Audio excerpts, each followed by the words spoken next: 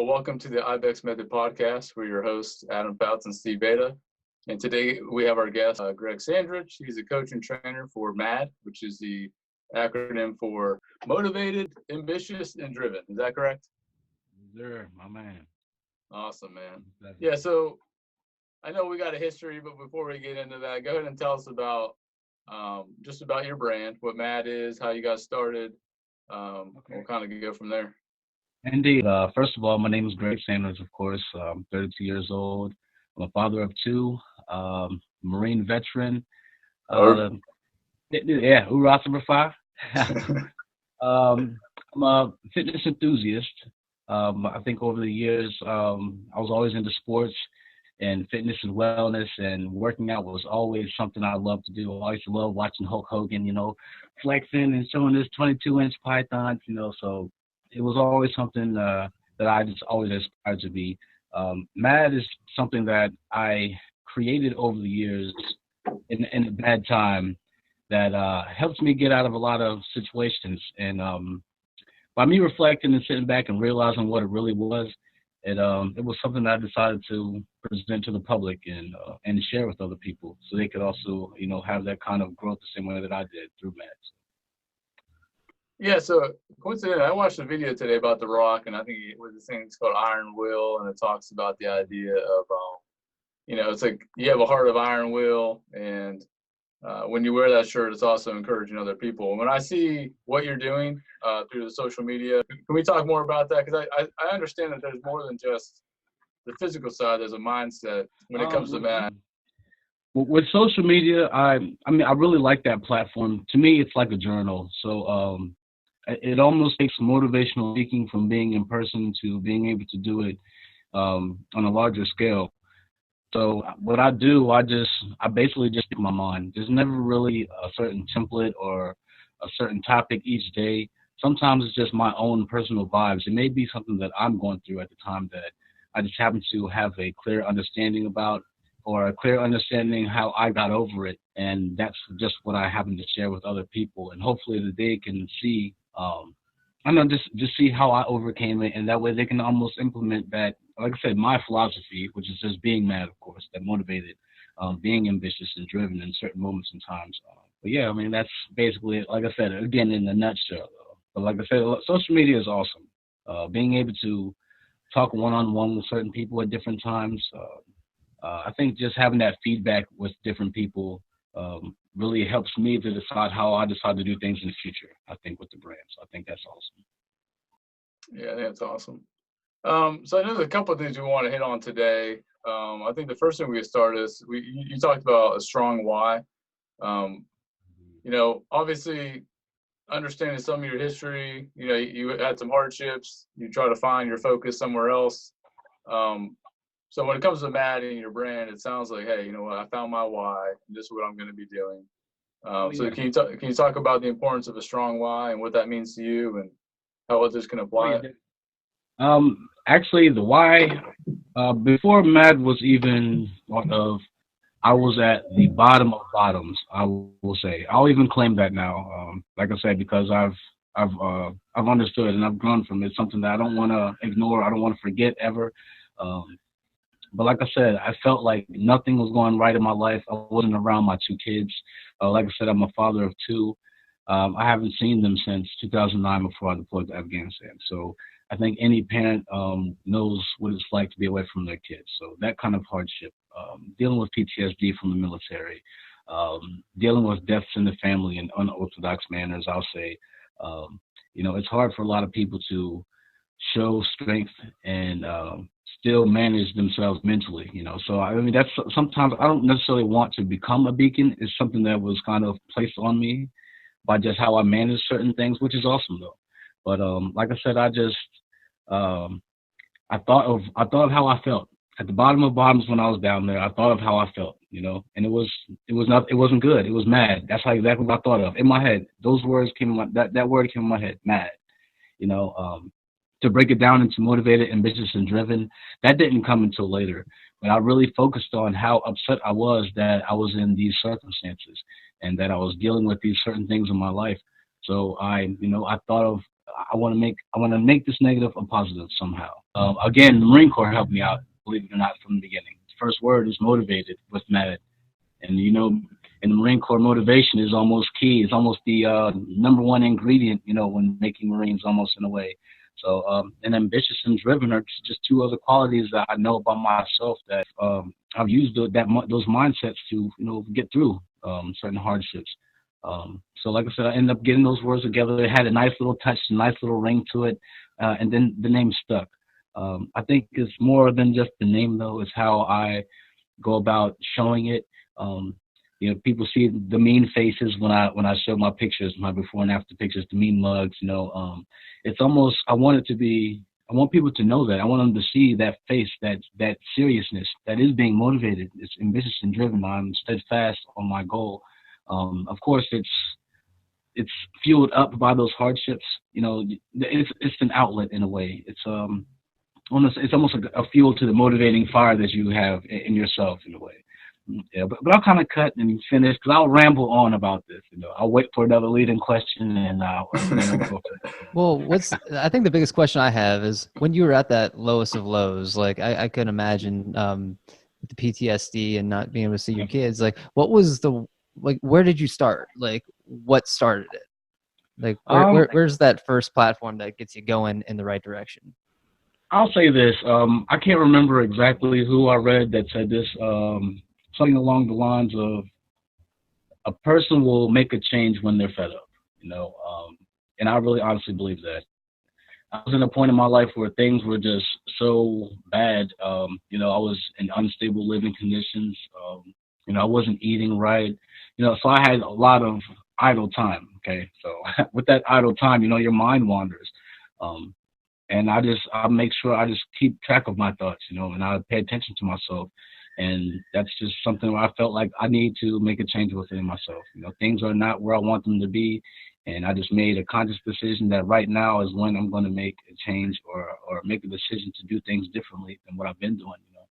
I wasn't going to accept the circumstances that I was in, granted how unfortunate they were.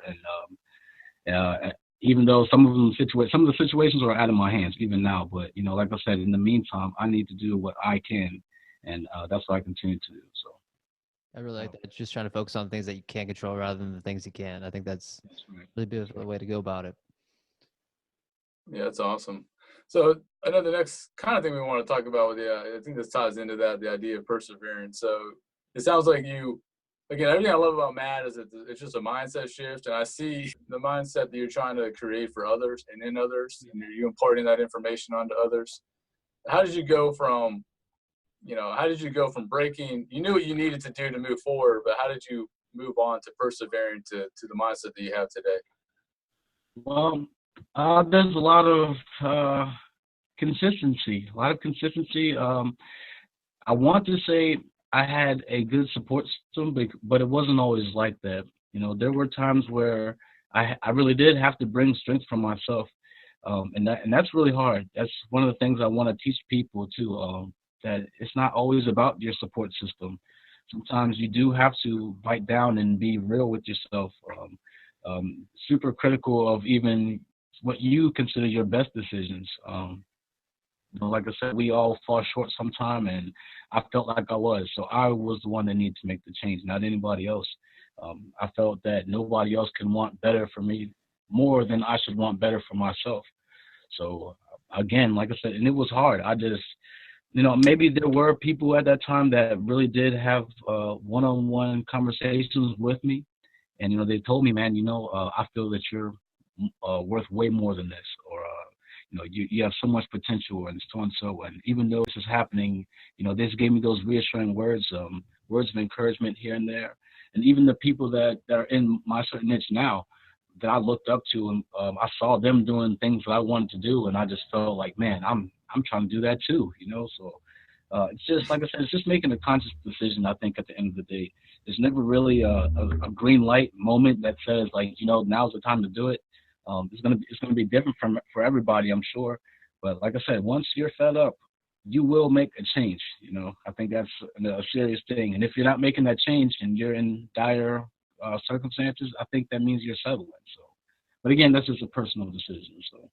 I think you couldn't have said that any better, man. I think the biggest thing that I took away from that was identifying with yourself and just being honest with yourself on what the best you is. I've been there. I'm sure everyone has when they wake up in the morning and say, all right, I'm not doing this because of this reason, that reason.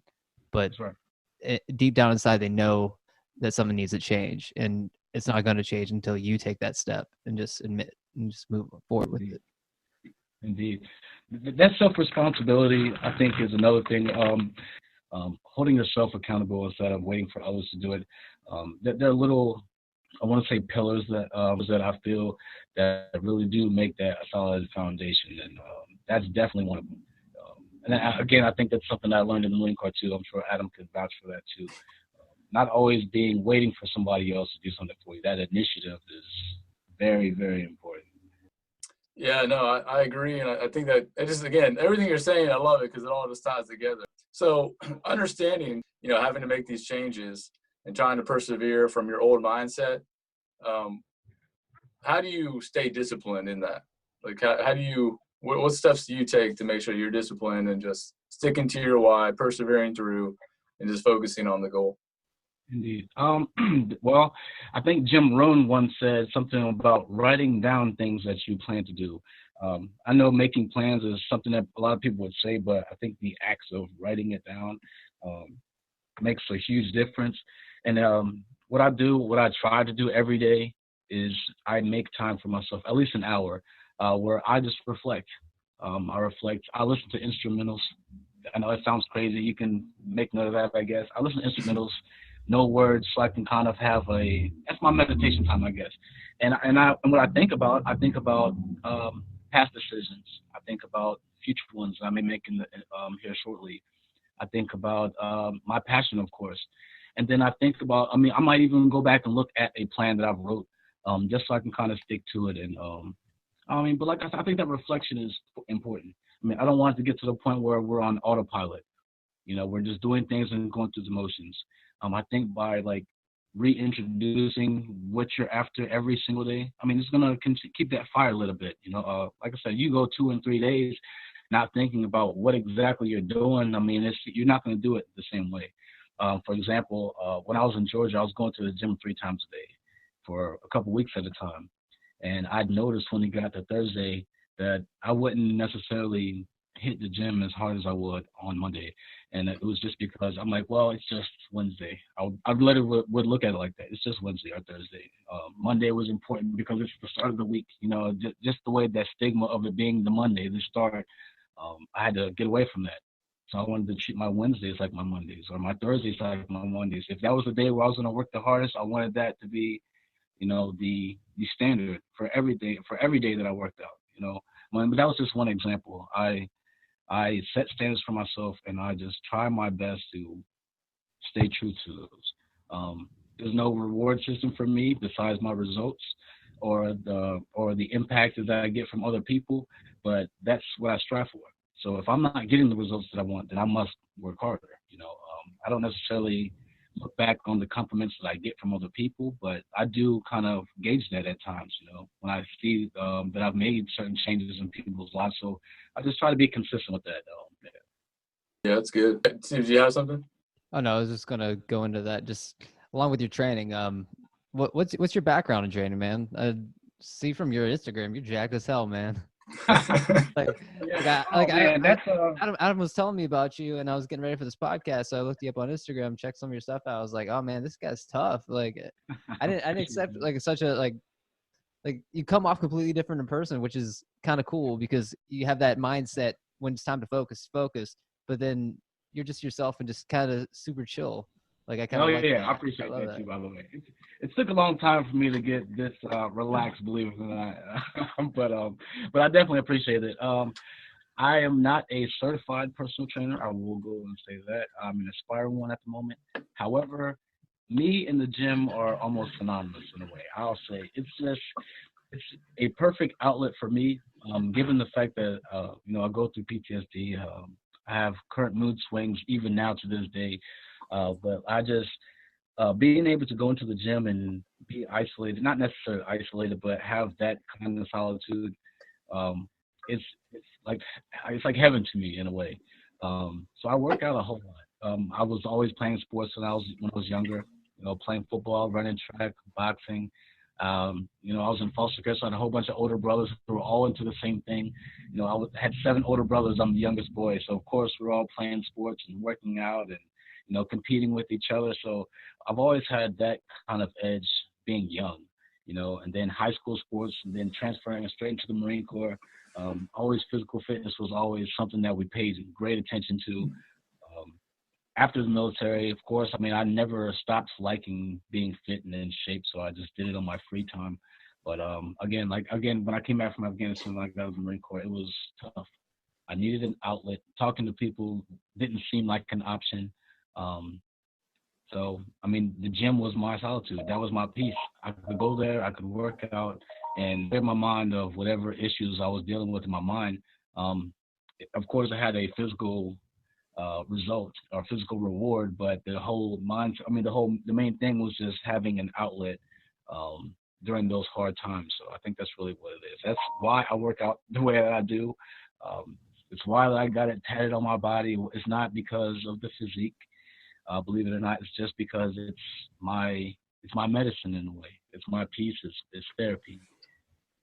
Well, like I say, man, if you're aspiring to be that trainer, go out and get it, man. Like there's so many routes out there. Just find one of your certifications, go attack it, man. Because definitely. You have the physique, like what you're doing, man. So if you just get more of those principles and that certification in, people will flock to you, man. Like, oh yeah, this is one thing I always wanted to say about my brand, and I've struggled with this over the years. A lot of people have told me how much potential they feel that the brand would have, and a guy once told me he wanted to buy the idea from me, and I told him that it's not, to me. I almost did, believe it or not, and it's just because to me it wasn't about money. I think the main goal for me is to be able to reach other people. I want to reach other people because I know what it's like to be in the situations that I've been in my life. Like I said, if money comes, it comes. If not, it doesn't. I'm not worried about that at all. Like I said, if I could go to the gym every single day with a new person for every day for the rest of the year, that would be awesome. Or every day, that would be awesome. Like that's what I look forward to. I look forward to those kind of experiences where we can kind of mesh together and bounce how we've used this philosophy to make ourselves better. That would be awesome. That would be a perfect world for me. That's awesome. Like that ties in right with everything me and Adam go with. Just bouncing ideas off each other, taking some stuff from here, taking some stuff from there. Like we always refer to all our athletic prowesses as athletic ADD because like we're always all over the place with things. Like I've jumped anything from powerlifting to Olympic weightlifting. We both ran track in high school together. And oh yeah, it's you could take something from every experience and put it towards something. I agree. So something beautiful about that. And the more people you meet, the more you're going to learn. And even if you don't agree with them, it kind of gives you another perspective. Because oh yeah, definitely. Just because it works for you doesn't mean it works for someone else.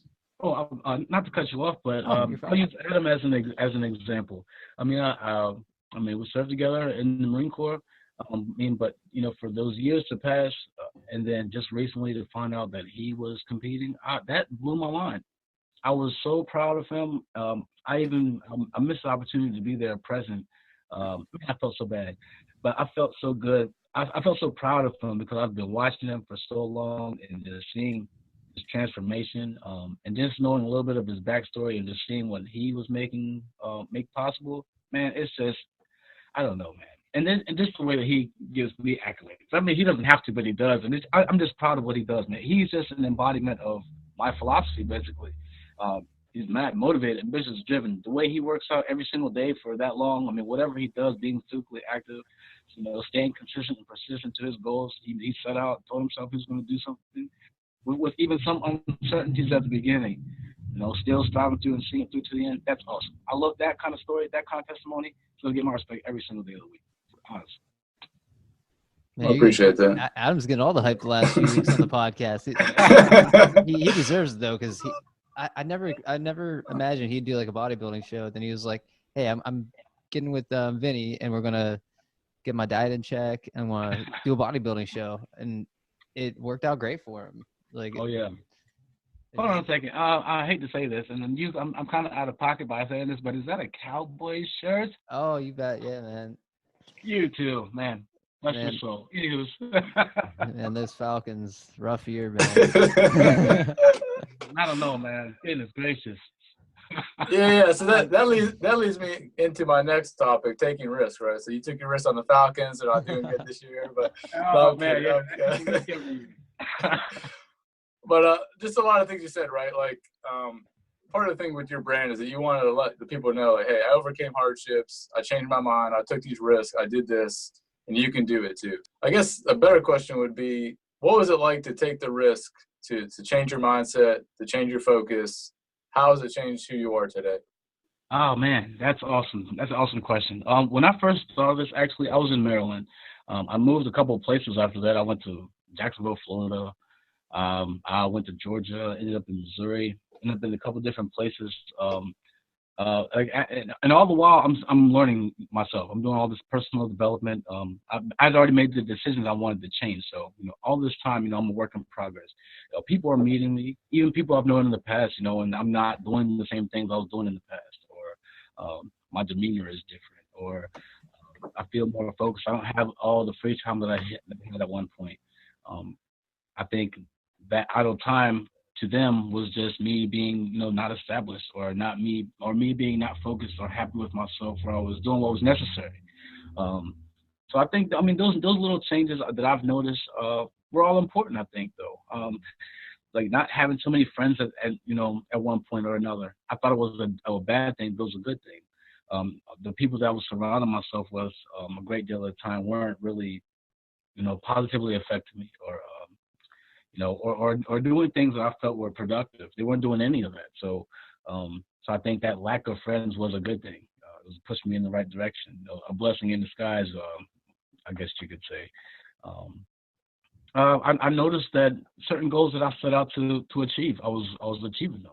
I was doing things that I never thought I would do. I even did HVAC. I got my HVAC. I was NAEP certified. When I was operating locomotives at one point, I never thought I would ever operate locomotives in Georgia.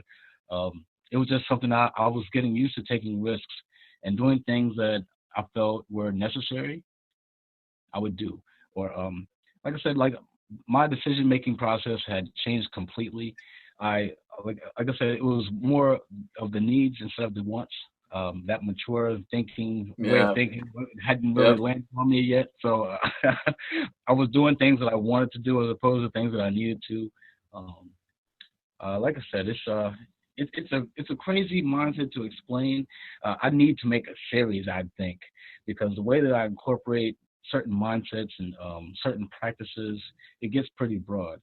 Of course, there's a book called The Code of the Extraordinary Mind. I think the author is Vishen. I think you spell it like Vishen. And I think the last name is Lakiani. I think it's maybe spelled Lakiani. But either way, it's probably like a personal development book on steroids. I've read this book maybe 4 or 5 times, only because some of the practices that they talk about in that book, like they require you to make those choices. That's the first part, and I think the most important. You make those choices, and it's an unorthodox way of teaching you how to think differently, or than you already think. People that if you understand what cognitive dissonance is, for example, it just has a great way of breaking you into a different way of thinking, without kind of dumbing it down really too much, or making you feel like you're stupid by teaching you something new. It's a great book. If you have a chance, please check that out. It's an awesome personal development. Well, it sounds awesome. Yeah.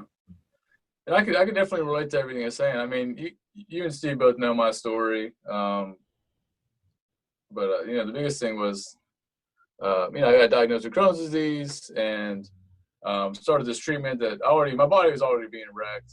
Doctor's like, hey, don't work out. It's going to put a lot of stress on your body. So I'm in the Marine Corps telling me not to work out. Now I can't do PFTs. I can't meet the requirements of being a Marine, and the things that I pride myself on. But, the first risk I had to take was understanding that I might have to leave the Marine Corps, be forced out because of my health. Mm-hmm. And from there, the next risk was like, how am I going to hold my kid? Like, what do I got to do to make that happen? Because I'm so weak, I could barely maintain myself. But it went from that to like, I just did my treatment. I'm feeling horrible. Let me just roll over, do some modified push-ups. Like that's the first risk I took. Yeah. Yeah. And that was I think that was about 4 years ago. And then I went from that to like, walking myself up the stairs and just getting myself in. And then like after that, it was like it became an addiction, an obsession of like I need to keep my body going because I gotta keep. If I don't, my body's gonna atrophy. Like that's. Yeah, man. I mean, I don't mean to cut you off. That's crazy. I want to say crazy, but that mindset right there, oh man, I can only imagine that. I get that way. I don't really say it's part of being mad, but when I'm in the gym, for example, it's like every single bit of being friendly goes away, for example. And that's just part of my focus. My focus is like every bit of playing around goes away. The seriousness is turned up to the max. Like, but for you, it's like a fight or flight type of response. You feel like your life is on the line. I mean, and you have only certain options, to do better. I mean, that's what you're going to do. I think a lot of people need to think like that, honestly. Even I think what you're doing and what you did is a great beacon for a lot of people. We're all living to die if you think of it. It's crazy. It's a crazy thought to think.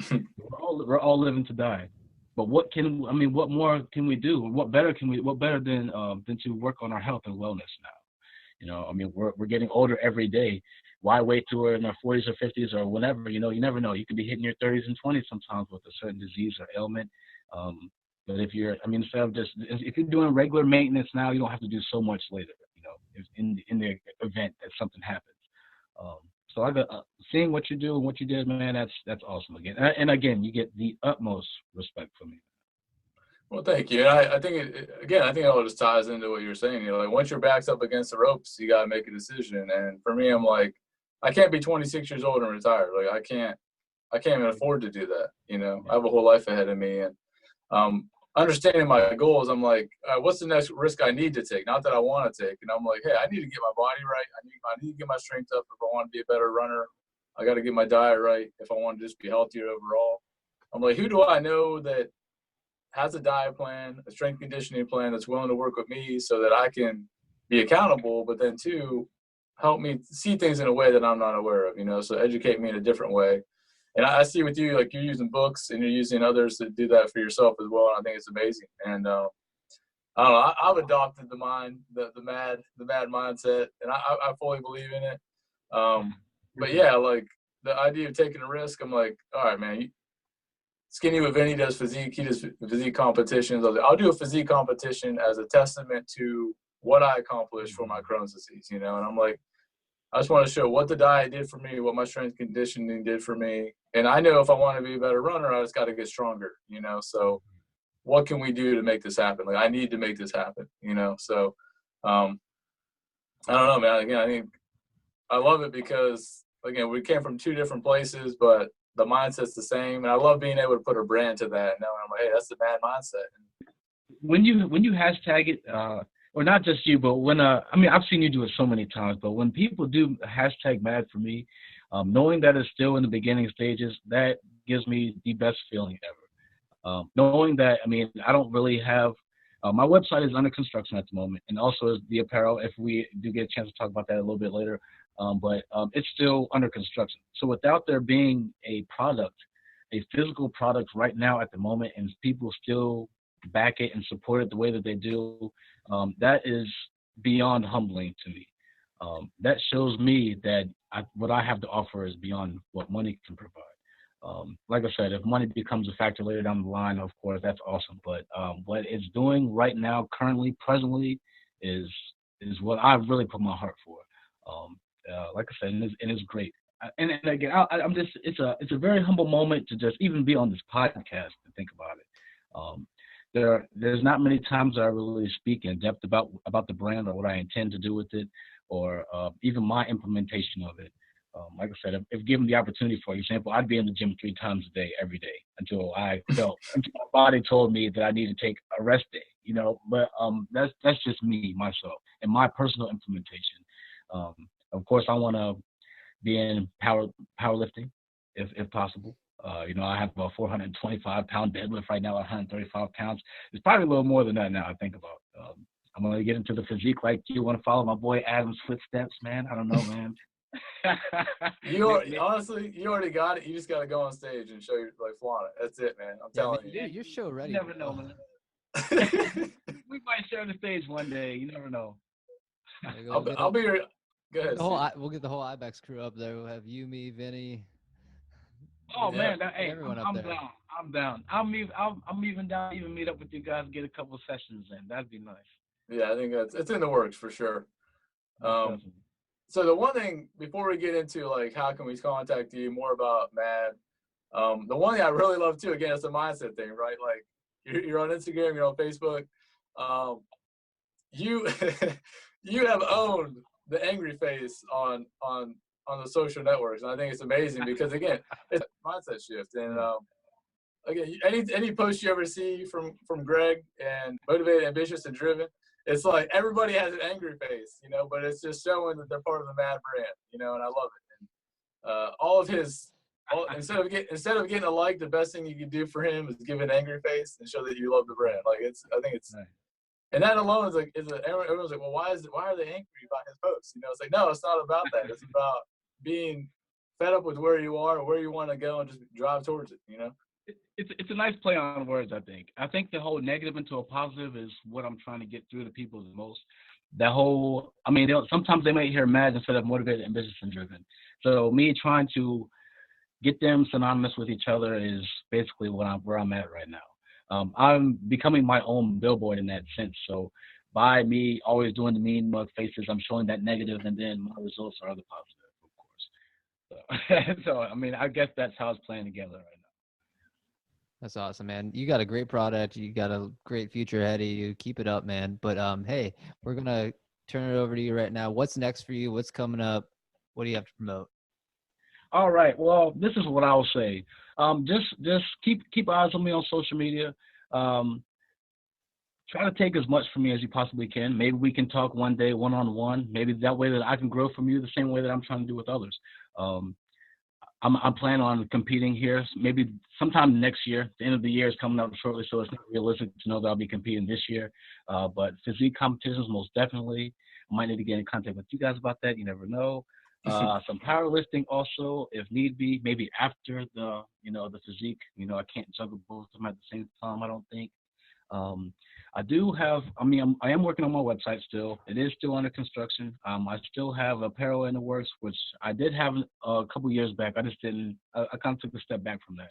But like I said, I'm just going to wait for the right time, wait to see how this branding and rebranding that I'm going through right now, how it goes. Maybe I might wait until after some of these competitions and see how that does, see if it gives me a little bit more exposure, work on my social media presence a bit more. Say real quick, you are on social media. You got Facebook, Instagram. Tell us how people can contact you. All right, let's see here. Facebook was pretty simple. My first name, Greg, last name, Sandridge. Instagram would be motivated _ ambitious _ driven. Again, just one more time, would be motivated _ ambitious _ driven. Those are the only platforms at this time. So as mentioned, we can find you on Facebook. We can also find you on Instagram. Anything else you want to share before we close today? Just my simple message that I give to all my social media followers, that's just get and stay mad. Motivated, ambitious, and driven. Awesome, man. We're going to make sure we stay mad. We're going to get it after our thing. You got me motivated for sure. I'm pretty pumped, man. It was really nice meeting you. Thank you so much for being on our podcast today, man. Indeed, man. I hope hopefully one day I can come and revisit. Oh, you're always welcome here on IBEX. Yeah, thank you again. Again, that was Greg Sandridge with M.A.D. And we encourage you all to get M.A.D, stay with the IBEX method, and go ahead and look him up on Facebook and Instagram. Thank you.